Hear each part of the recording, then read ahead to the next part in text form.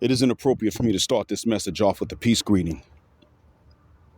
So I'm not going to do that this time. I mean, the title alone tells you why I shouldn't. And I won't. This is really bothersome, but it keeps on coming up. And I want to make sure that even though I only have 4,600 subscribers, that this goes through, that this sinks in, not only to you listening, but to those whom you know.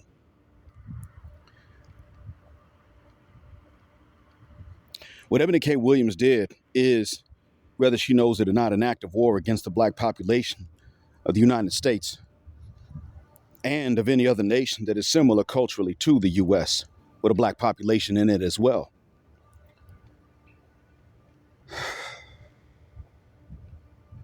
The other thing, too, is that we got some sisters that are sitting up and saying that black boys need to be temporarily stopped from procreating, suggesting vasectomies for black boys, only to be reversed upon them reaching certain levels of success the sisters want them to have. They did not suggest this for other races of men, even though most people on the planet have not reached levels of success that women like. I want you to notice that. There have been white feminists who suggested this for male children in general. But the sistren took that talking point, just like Cynthia G did, about aborting male fetuses, and they localized it and singled out the men of their own race for this. White women did not do that. They did not single out the men of their own race. The ones that were feminist did not single out the men of their own race. But you take sisters who don't call themselves feminist, and they turn around and take white women's talking points and then aim them only and exclusively at our race of men. If this is not a suggestion of war, I don't know what is. The other thing, too, is that, and this should be noted, you all should pay attention to this as well.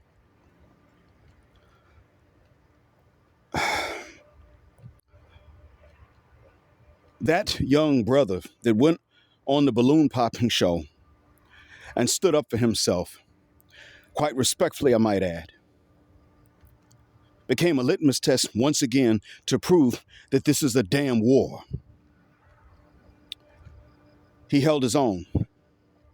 He did not get disrespectful, but he did not tolerate disrespect. He was not dusty, and he was also in shape. But he wasn't good enough for one sister who just had to talk down to him and son him and put him in his place and get him told. And when he didn't tolerate it and he talked back, that bitch went on a tirade and then tried to pressure the chick that was feeling him to not feel him anymore. You want another balloon? Nasty bitch. And then a bunch of other hyena bitches jumped in with him and decided to find out where he works, call his job, and get him fired. So fuck whoever made those phone calls and fuck whoever fired him. Hope Allah curses you in this life. I'm not going to speak on the next yet, but this life, yeah, I hope he curses you until you either repent for what you did or you undo it. Because y'all were nasty, filthy, foul, funky. You know that bitch was wrong and that man was right, and that's the end of it. And I tell many of you in the audience multiple times about this. This is not just a conflict. It's not just that the women want what they want and the men don't have to have the men may not have all of these things, but they still want women. And so there's going to be this inevitable conflict of wills. It's not that simple. It is much nastier than that. It is that at the end of the day, those nasty bitches can't stand normal men. And they believe from the bottom of their wicked hearts and the depths of their evil minds that normal run-of-the-mill men, Assalamu alaikum, deserve nothing they'd want and everything they don't, and always to be punished for being normal. And that being normal to them is the same thing as coming in last place. And that normality is an ick. And they never stop. They don't quit teaching this to each other either. So as each generation comes up, it's the same thing again. As every generation comes up and grows up, they make sure to impart this to the next generation and the next generation and the next one. And nothing is going to put a stop to this except and unless we start to boycott the Western sister enough. And that white bitch she loves so goddamn much. But she doesn't love. But who trades notes with her anyway, even though they don't love each other, but they love each other. But who's still united against you. Boycott them both until the younger ones of them realize that all of these older moms and aunties and big sisters that teach them how to play these games and how to properly show their hatred of men are single. And if they can get men who will fornicate to fornicate with them, and that's it. And men who have anything else to offer will not offer that. And even some men who could offer fornication refuse to do that as well. Until they realize that they have to pay, until they realize that the women teaching them this have to pay for ding-a-ling, and that's just a part of the game. Until the day that the young ones can see that, it's going to be successfully passed down from one generation to the next. It will be again and again and again and again, and it won't stop. And I don't think that this generation has time to learn this particular lesson, to stop them from taking on the same torch and then trying to pass it down to the next generation. Pretty much until we boycott them enough to where there is not a next generation, short of them going to sperm banks and running the F out. Until that point, I don't think they're going to learn. But in order for you to teach them, in order for you to coordinate well enough to teach them any kinds of lessons, the likes of which I've been telling you to make sure they learn, you must understand it's war.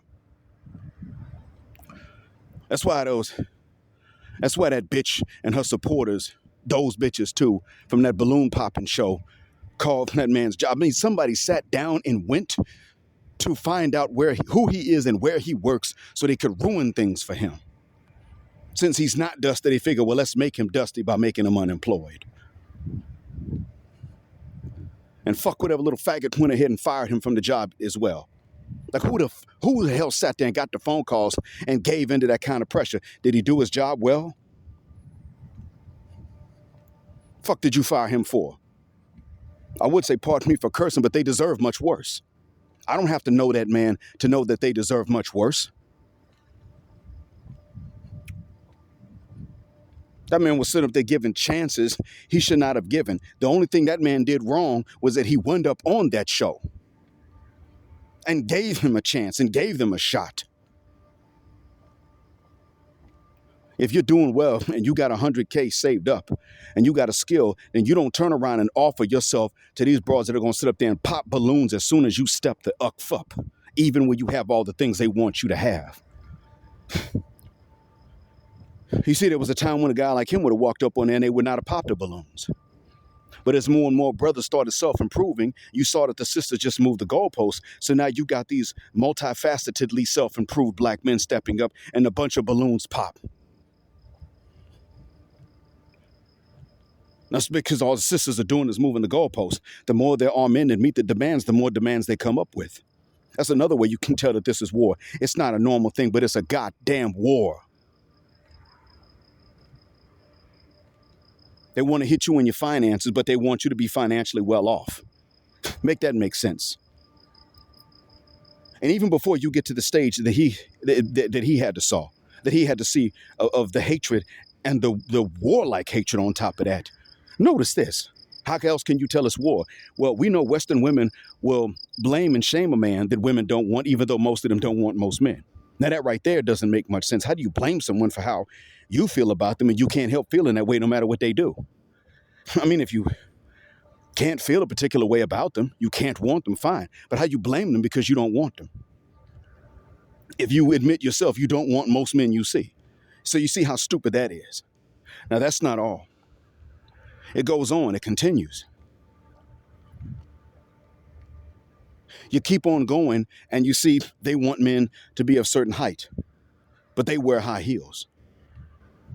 They want you to be of a certain financial caliber, but they compete with you to get those same jobs.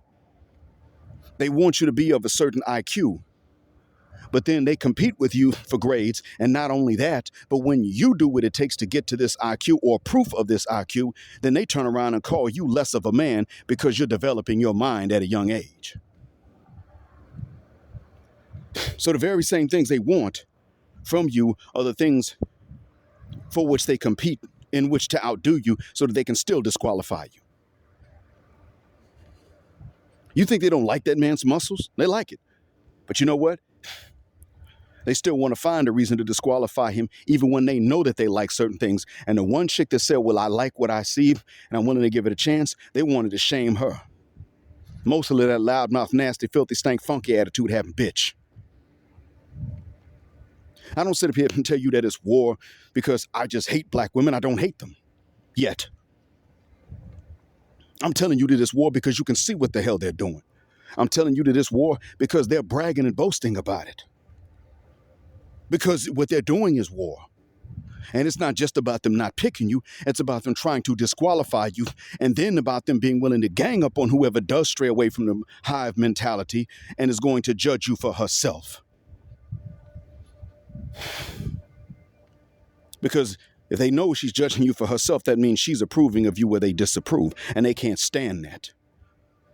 They're trying to reproductively stonewall you and dead end you. That's what that's about. And on top of that, if you're not going to take your money and raise their little filthy, stank, funky, badass kids by them few no good niggas they do want to have kids with, or for whom they do want to have kids, that they deem worthy enough to reproduce, then they want to turn around and take all your resources. Well, if you ain't going to use them resources to raise my kids by that no good nigga over there, then I'm going to turn around and try to make you a financially no good nigga by getting your provision cut off. They love doing that. If that filthy, nasty, funky hyena bitch on that show could have done it, she would have gotten that man killed. If there was someone she could have called to kill that man, she would have done it. She probably is already trying because he stood up for himself on camera and all of Black America saw it. And a lot of Black communities of other countries saw it too. So it's not just that they don't pick you, it's that they go to war with any chick that would pick you. They go to war with any chick that would defend the chick that would pick you. They have said, damn it, we are all going to collectively boycott these men. And if any of you strays away or defend someone who does, you will betray the sisterhood and we're going to fight you tooth and nail.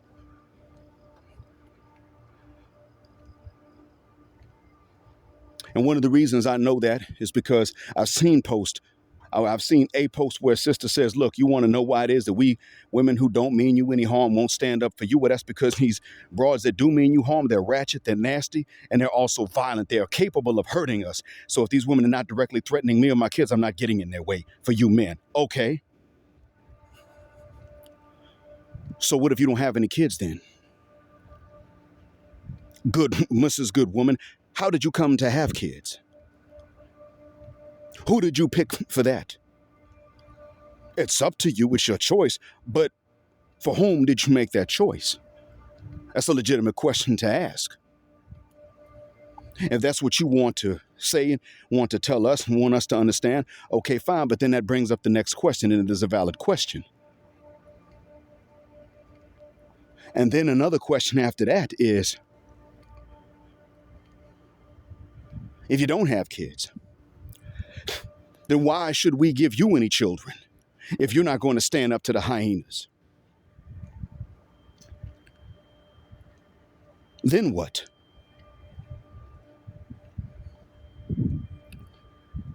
It's not enough. It's just like you sit up and tell men, well, you want all of us to stop the struggle snuggle specialist, even though very few men do this and we don't know who the hell they are. They're not going to come out and tell us that they're that kind of guy. But you want us to somehow find them magically and beat the hell out of them publicly and on recording so that we can gratify your ego. That's what you want us to do. You tell us to do it. But then here's what gets funny. We talk about these hyenas and you standing up to them and you don't want to stand up to them. But you think none of us have any kids? Most of us don't. But you think none of us have any kids? These hyenas will go after ours too. If I gave my identity, they go after my children and would brag about it. If they, even my son who was grown, they would go after him.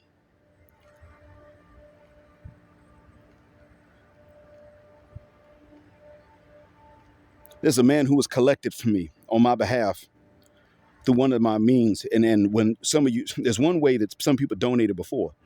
This man's got kids. The man who's taken the collections in that through that particular avenue on my behalf and then forwards them on to me is taking a risk. He's got kids. If someone thought it was me, they go after him and go after his kids too.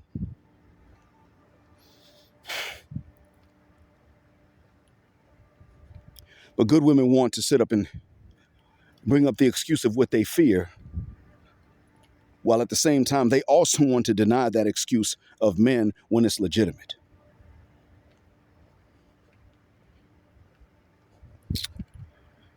I don't like sitting up and saying that it's war, but I understand, and I understand how much you need to understand that it is war, that they are not playing, that they're willing to do any and everything to put you at not only a genetic dead end, but a financial muck and mire having to provide for the men who they did not put at a genetic dead end. That's why it is that they don't want you, but they get mad if another woman of another culture wants you. That's why they get upset. They don't mind if a trans woman wants you. They just get mad if you don't want her back because she is trans. They get upset about that. What's the difference? What is it? I mean, why is it that they get upset if it is that an actual born woman of another culture and race and region wants you? So much so that they'll try to tell you she never does want you. But then if a trans woman seems to want you, they're like, well, you better want her back or else you're transphobic. And they'll jump on that bandwagon and say that stuff. What's the difference? There are two differences. Number one, the trans woman puts you at a genetic dead end. If you were to go along with him, her, shim, I don't know, sure. I don't know. But the other reason, too, is that you would naturally, even if it's not about kids and procreation, you naturally don't want a so-called lady that was born as a guy. You naturally don't want that. So that's what they want for you because they hate you. And that's what you have to understand. And it's a hard thing to understand a lot of times because arbitrary hatred is not a normal thing for any human to understand, but they have it. That's how you can tell it's war. How many of you have had a woman tell you she's pregnant? You wanted to have the baby, but she went ahead and aborted. Average Man Unplugged had that happen. He wanted that baby, so she aborted. If Average Man Unplugged had set up Rome, shout out to him. If Rome had said to that woman, listen, I ain't ready to have no kids yet, that woman would have kept that baby to term and delivered it. What's the reason? Because it's about whatever the hell you don't want. And when somebody has that attitude towards you, it's one of war. Oh, you need to be given a vasectomy when you're young, when you're a boy. You need to be given one. I'm going to tell you guys what I was not going to tell you before, but I'm only going to tell you that on Buy Me a Coffee. And this is about that gender war. I said that there was a way that you could win the war. But the only way that you could win, but if there's a way you could win it, it would drive them insane. But I wasn't going to tell you because I'm Muslim. And on Buy Me a Coffee, I think I'm going to have to go ahead and say what it is. One reason I need to put it only on Buy Me a Coffee is because it's not censored. The other reason is because this information is so valid, it's so helpful, that it should not be for free. And it's not expensive anyway, but it should not be for free. And I'm not going to make it available to one-time donors, but to recurring subscribers only. But it's going to be about how you can sexually win this gender war. There's a way you can do it, and it's about how you can do it. It has to do with what they want, what some of them were talking about, trying to disable you from procreation.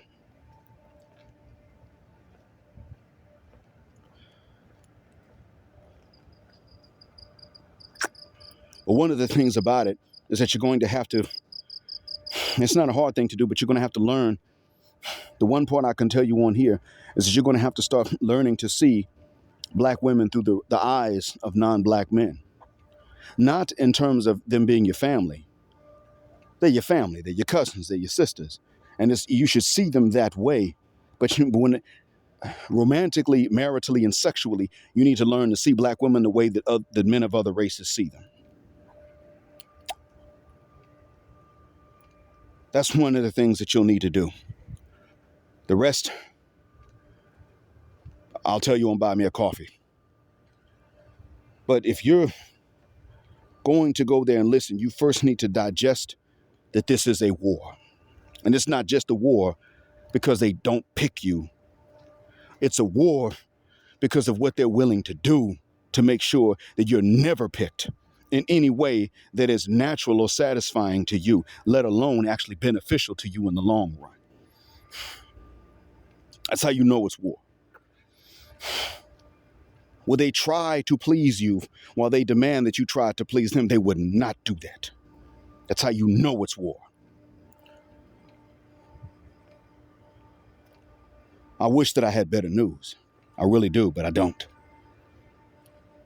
I wish I was wrong, but they insist on proving me right. And with that in mind, I hope that what I've said is a benefit, that it helps you out since it is a war. And I hope that you can find someone with whom to share this that needs to know this stuff. As always, thank you for listening. Black heart, black mind, black out, assalamu alaikum, and black heterosexual non-select male power because they don't like it, and black patriarchy until extinction of judgment day. Thank you for flying with us again here on Jet Black Airways. What a phrase, jet black is also a verb. Keep jetting black with us until the wings and the wheels fall off. Gender justice forever.